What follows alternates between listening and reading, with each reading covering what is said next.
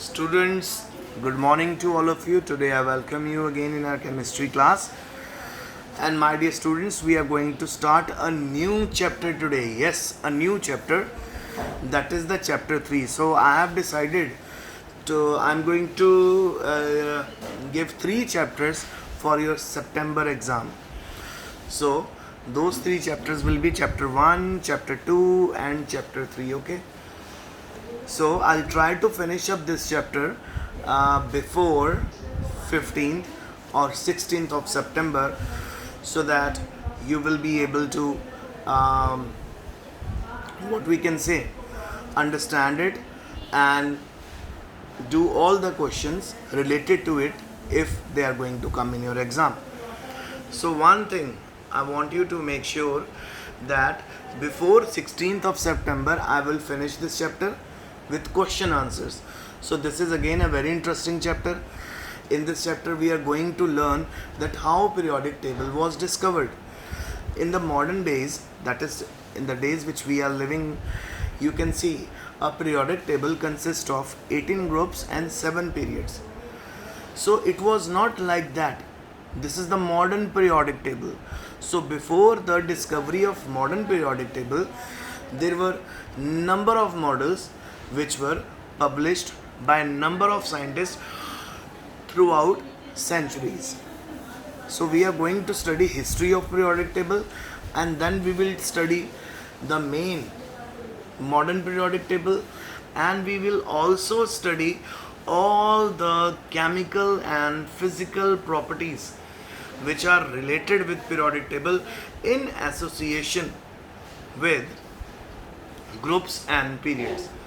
You will find some properties will increase along the group, some properties will decrease along the group, similarly some properties will increase along the period and some of the properties will decrease along the period. For example, these properties can be electronegativity, electron affinity, metallic character, okay, oxidation state, boiling point, melting point, atomic size. So all these things which we are going to do in this chapter. So let's start. The introduction is, first of all, classification of element. तो बेटा जैसे जैसे ढेर सारे element discover होते गए उनको study करना बहुत ज़्यादा मुश्किल होने लग गया क्योंकि उनको एक पर्टिकुलर टेबल में रखना उस समय पॉसिबल नहीं था क्योंकि डिस्कवरीज हो रही थी. तो जिस तरह से आप लोगों ने बायो में पढ़ा होगा, आपको याद होगा आपने बायो में एक चैप्टर किया था when you were in 9th class. So उसके अंदर हम लोगों ने कहा था देखा था कि किस तरह से हिरार्ची मतलब होता है सिस्टमिक ऑर्डर में प्लांट्स को, एनिमल्स को, सबको अरेंज करते हैं और हम क्लासीफाई करते हैं ऑर्गेनिजम्स को. सो वहाँ पे हम ऑर्गेनिजम्स को क्यों क्लासीफाई करते हैं? ताकि हमारी जो स्टडी है, हमारा जो काम है वो ईजी हो जाए. तो इसी तरह बेटा यहाँ पे भी जैसे जैसे एलिमेंट डिस्कवर होते गए, अपनी स्टडी को इजी करने के लिए हम लोगों ने उनको क्लासीफाई करने लग गए. और यहाँ पे भी मेन मोटो क्लासीफाई क्यों किया जा रहा है एलिमेंट्स को? ताकि हमारी स्टडी इजी हो जाए, कॉम्प्लेक्स ना रहे. तो सबसे पहले अर्लियर अटैम्प्ट क्या थी जिसमें एलिमेंट्स को क्लासीफाई किया गया? बहुत सारी अटैम्प्ट हुई, ठीक है. आइए उन अटैम्प्ट्स को देखें. सबसे पहले आया जी प्राउड्स हाइपोथेसिस. प्राउड्स हाइपोथेसिस आया जी 1850 में. इस थ्योरी के अकॉर्डिंग टू दिस थ्योरी, इस थ्योरी के अकॉर्डिंग हाइड्रोजन को एक फंडामेंटल यूनिट कंसिडर किया गया और उसी से देखा गया, इस बात को माइंड में रखा गया कि बहुत सारे एटम्स उसी से डिस्कवर किए जाते हैं. इसको यूनिटरी थ्योरी भी बोलते हैं. बट आपको पता ही है कि हम एक ही हाइड्रोजन को लेके सारे एटम्स को स्टडी नहीं कर सकते, है ना. हम ये नहीं कह सकते कि हाइड्रोजन में से ही सारे एटम निकले, क्योंकि हर एटम की अपनी अलग अलग केमिकल प्रॉपर्टीज़ हैं, हर एटम की अपनी अपनी फिजिकल प्रॉपर्टीज़ हैं. सो बेटा with the passage of time ये वाला जो हाइपोथेसिस था ये डिस्कार्ड कर दिया गया. फिर आया जी डेबोनेयर ट्रायड. डेबोनेयर ट्रायड जो आया ये आया जी 1829 में. अब डेबोनेयर ट्रायड क्यों नाम रखा गया बेटा? क्योंकि आप नोटिस कर सकते हो यहाँ पे उसने 3 ग्रुप्स को डिवाइड कर 3 ग्रुप्स बनाए। डेबोनेर ने क्लासीफाई किया एलिमेंट्स को 3 ग्रुप्स में, ठीक है, और जो 3 हर ग्रुप में जो एलिमेंट उसने रखे उनको सिमिलर प्रॉपर्टीज़ में अरेंज करना शुरू कर दिया, और इस तरह से अरेंज करा कि उनका एटॉमिक वेट जो है जो मिडल में आ जाता था वो अर्थमेटिक मीन्स था अदर 2 का। यानी सपोज अगर वो 3 एलिमेंट पहले ग्रुप में रख रहा है, जो बीच वाला एलिमेंट है, ठीक है, वो दोनों ऊपर वाले और नीचे वाले एलिमेंट्स का अर्थमेटिकल मीन था। सो यहाँ से डेबोनेर ट्रायड जब आया ना बेटा, डेबोनेर ट्रायड से पीरियोडिक टेबल बिल्डअप होना शुरू हुआ। तो ठीक है, उसके बाद हम पहुँच गए जी जैसे फॉर एग्जांपल देखिए, अगर हम यहाँ पे देखें हमारे पास लिथियम, सोडियम और पोटेशियम प्रेजेंट है, तो मीन अगर हम इसकी एटॉमिक मासेस की मीन निकाल लें 7 + 39 बेटा, 7 + 39 और उसको हम 2 से डिवाइड कर दें, 7 + 39 को 2 से डिवाइड करोगे तो आंसर आएगा 23। तो देखो बीच में आ गया हमारा 23। सो इस तरह से उसने एलिमेंट्स को रखा कि जो बीच वाला जो ग्रुप के एलिमेंट थे, जो बीच वाले ग्रुप के एलिमेंट थे, उनका जो एटॉमिक नंबर था वो अर्थमेटिक मीन था पहले और लास्ट ग्रुप का, थर्ड ग्रुप का। यानी जो भी एटॉमिक वेट आएगा पहले ग्रुप के एलिमेंट का और लास्ट ग्रुप के एलिमेंट का, उनको प्लस करके उनको जब 2 से आप डिवाइड करोगे तो जो बीच वाला हमारा ग्रुप है, सेकेंड ग्रुप है, उसका एटॉमिक मास आ जाएगा। सोडियम का 23 कैसे आया, 7 + 39 डिवाइडेड बाई 2 23 आएगा। तो इसी तरह उसने chlorine, bromine, iodine, calcium, strontium, barium इस तरह के एग्जाम्पल में फिट की। पर यहाँ पे लिमिटेशन क्या आने लगी, कई ऐसे एलिमेंट्स थे जिनको डेबोनेर प्लेस नहीं कर पाया क्योंकि उस समय बेटा वो एलिमेंट्स जो थे वो डिस्कवर ही नहीं हुए थे, ठीक है। तो वो सिंपल बहुत ही लिमिटेड एलिमेंट्स के ऊपर ही अपना ये ट्रायड सिस्टम अप्लाई कर पाया। तो इसलिए डेबोनेर ट्रायड भी समय के साथ with the passage of time discard हो गया।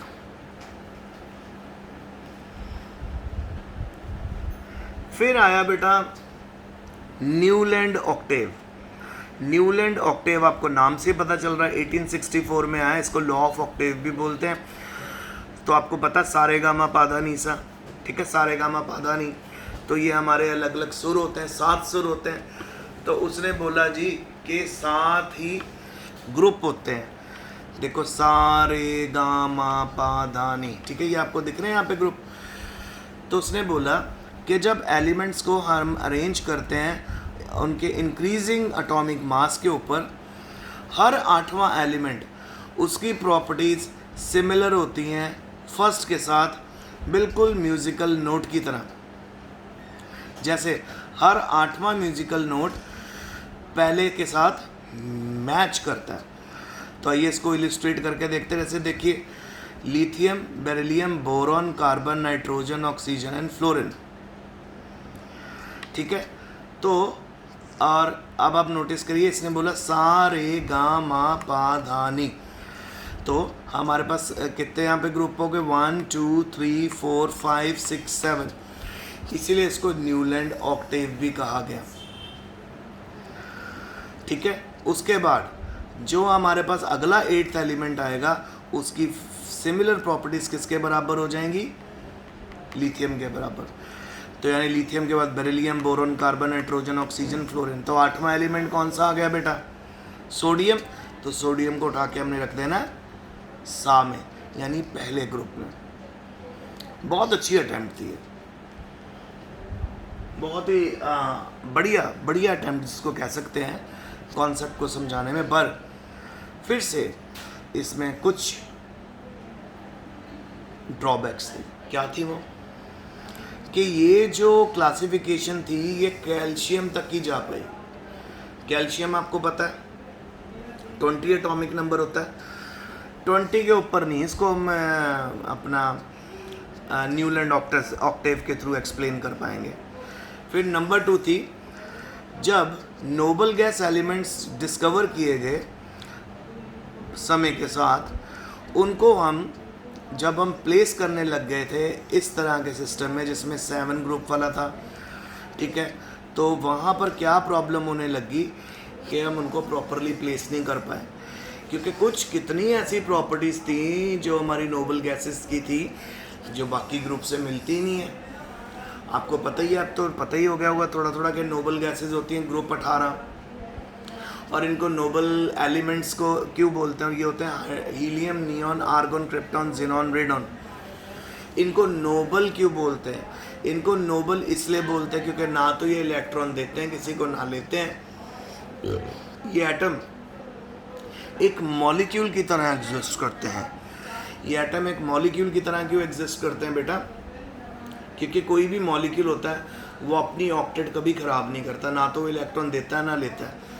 तो इसी तरह यहाँ पे जो हमारे पास नोबल गैसेस हैं, इन एलिमेंट्स के तो बेटा सारे, अगर बात करें कंप्लीटली फिल्ड है ऑक्टेट, तो ये अपनी ऑक्टेट क्यों ख़राब करेंगे?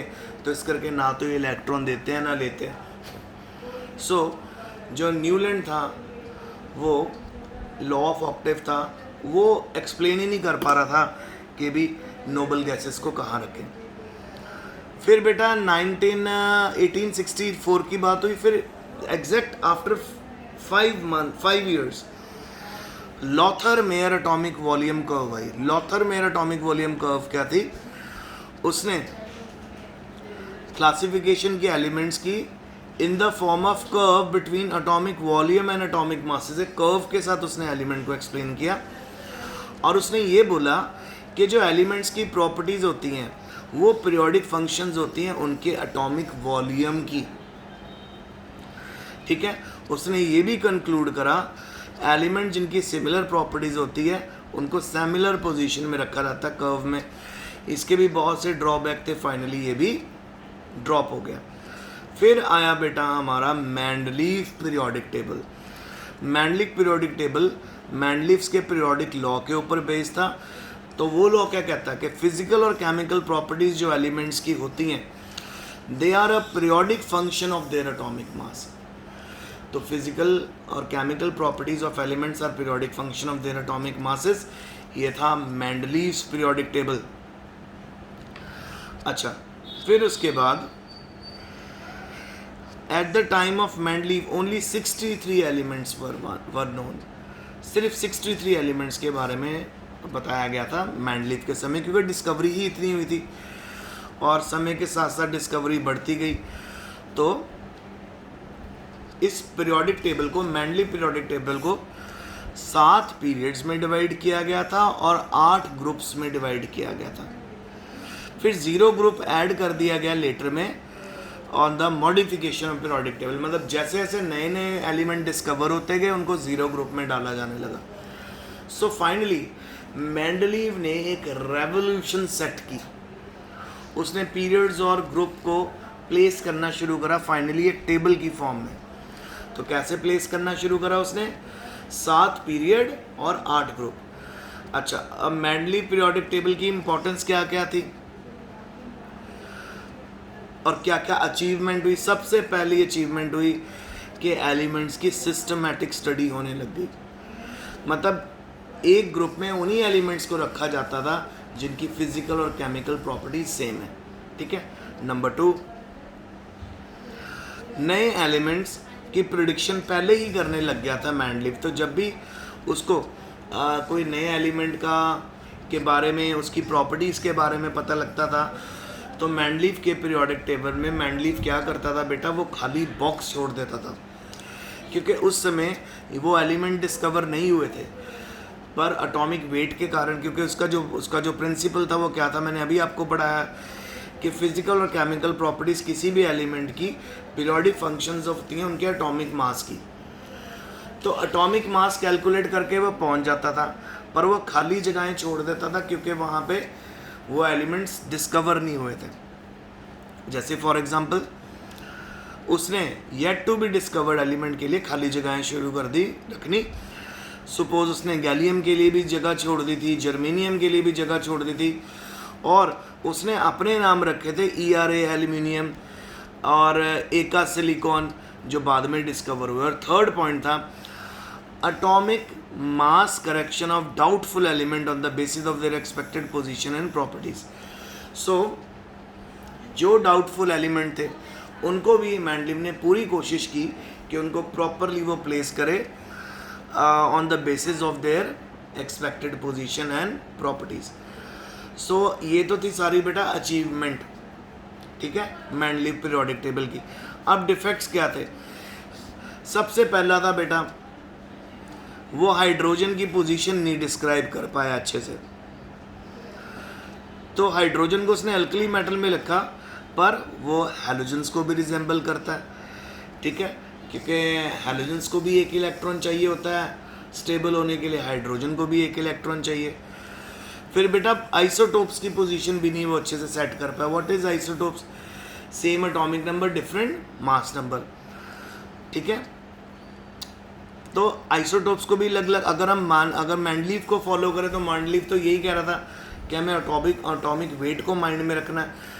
तो अगर एटॉमिक वेट को माइंड में रखते तो जितने आइसोटोप हैं हाइड्रोजन के उनको हमें अलग अलग रखना पड़ना था, क्योंकि उनके एटॉमिक वेट अलग अलग है।